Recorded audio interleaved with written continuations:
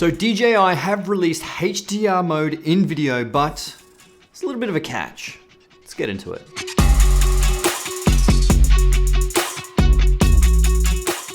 What's going on, my DJI Pocket friends? It's Jason here. Now, it's been a while since I've done a last DJI Pocket 2 video, and yeah, today I'm going to bring you a short one, but nonetheless, it is still important. So this is about the firmware version 01.02.00.50 that was just released recently. Now, there are 9 different things that DJI have released for the DJI Pocket 2. Some are major, some are minor, but still, they are continually improving the product for DJI Pocket 2 users, which, you know, obviously is great. But before we get into this video, be sure to update your Mimo app, as you'll need the latest app to access this firmware. Now, all you need to do is simply connect to Wi-Fi, download the new firmware, and on the main screen, all you need to do is attach the Osmo Pocket 2 or the DJI Pocket 2 to your smartphone and just follow the prompts. Allow about 2 to 3 minutes for that update, and then boom, you are away to go to start using the Pocket 2 with the new firmware. Now, we will go through the HDR video update first. Now, they have added HDR video mode, which is great news. HDR allows for greater dynamic range, it keeps more details in the highlights and in the shadows, but you know, there are a few things you do need to know about this. So firstly, when switching into HDR mode, you will notice a few things that you are actually limited to. You are only able to record 1080p and 2.7K. Now, you aren't actually allowed to do 4K in HDR mode, which, you know, that kind of sucks. And there is also a significant crop when you have it in 2.7K as well. Now, this is obviously not ideal. You can see when I place the 2.7K into the 4K timeline or on top of the 4K footage, I recorded in 4K and 2.7K. And you can see here, zoomed in, if you notice on the camera position and the laptop position, it is much different between the two videos, especially when you put it to 100%. So you have to put it down to scale of, what is it, 82 or 83%. And yeah, it's a little bit similar. So it kind of does suck. This is a little bit of an issue if people are wanting a wider field of view. But you know, nonetheless, the dynamic range does seem to be just a little bit better. So it really depends. Is dynamic range extremely important to you, or is field of view more important to you? So you really need to toss up between which one you find the most important. The next is manual control. Now, you're unable to control the settings manually, which I really don't know why. This has to do with, obviously, how the HDR works. It only allows you to have auto exposure and doesn't give you the option to choose it into manual. It also locks the EVF at -0.3 all the time. So it makes sure it's slightly underexposed, maybe to keep a little bit more details in the highlights, maybe. Not 100% sure, but that's what it seems to do. Now, this may be an issue with some people who love to shoot manual. I love to shoot manual, and I found it really difficult because it locked it in, and I had to adjust my lighting to make sure I was at ISO 100 and bring that EVF to as close to, you know, correct as possible, because it's actually slowed the shutter speed down. It started at, I think, 1/25th of a second, then it was 1/30th, 1/40th, and then it got to 1/50th when I added enough light. So it really adjusted the shutter speed rather than brought the ISO up. So I guess HDR mode isn't the greatest because you are limited to some, but we still do have it, and you do have slightly better dynamic range in HDR mode.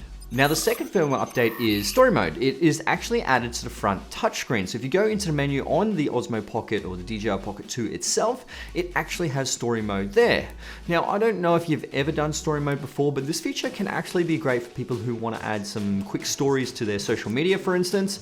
You know, just it has some different templates in there, and it's really cool. If you work through the DJI Mimo app, you can see a whole bunch of different templates and then download it, put it onto your Instagram or Facebook, whatever app you're actually using. It just changes it up a bit, makes it a little bit different.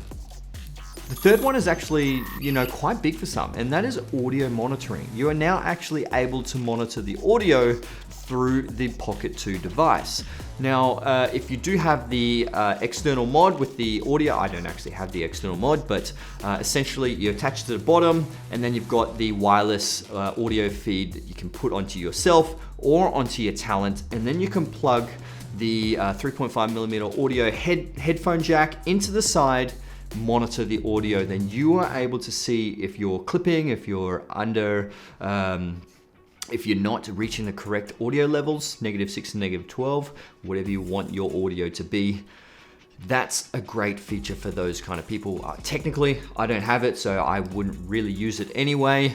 I guess vloggers wouldn't really use it, but if you, like I said, if you are filming someone else or interviewing someone, that could be really good to use. Now the fourth is actually in the Mimo app and in post-production. Now that is that you can download a trimmed version of your videos. So that is pretty cool if you do like to edit on your smartphone. Personally, I don't edit on my smartphone. I like to just use the Pocket 2 as is, bring the SD card into my editing software, Premiere Pro, and then start editing through that. But nonetheless, still a great feature for those people who edit on their smartphone. Now the fifth is the ability to lock the gimbal at any angle using the mini control stick. Now this is great if you want to lock it into a particular direction for, say, a hyperlapse, or some other reason, I don't know, you just want to lock it in that particular direction and move the pocket. That's cool. That is really cool to have. It's another feature just to add a little bit extra ways to film with the Pocket 2. Now the sixth isn't really that substantial, but you're actually able to choose the direction the camera faces when you power on. So what you can do is you can program it so when you turn it on like this, it powers on towards yourself, or you can actually program it so when it powers on, it powers away from you. So you've got two different ways to do this, and I do find that quite useful because sometimes I want to get into a quick vlog, and if it's facing away from me, I need to triple tap and then bring it towards me and then quickly do it. But if you're someone who wants to get something done really quickly, then that could be useful. I mean, it doesn't save much time at all anyway. It's very intuitive to quickly turn this around.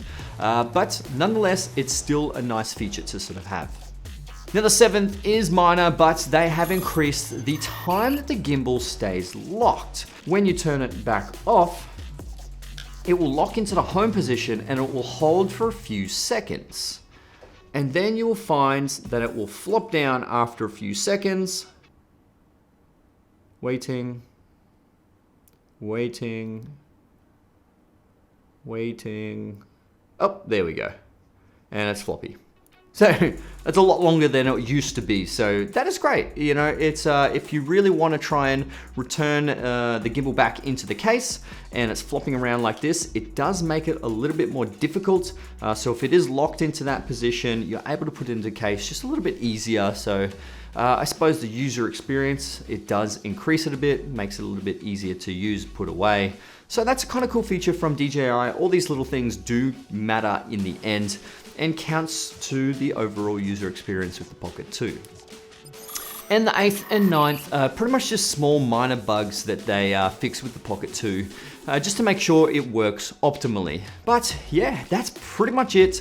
I hope you enjoyed this video, or at least found it useful or entertaining, whatever. If you did, hit that like button. That would be absolutely amazing. Subscribe to my YouTube channel if you already haven't. Also, hit that bell notification so you can be notified when my next videos come out. Other than that, guys, my name's Jason Morris, and I'll see you guys in the next one. Let's get it.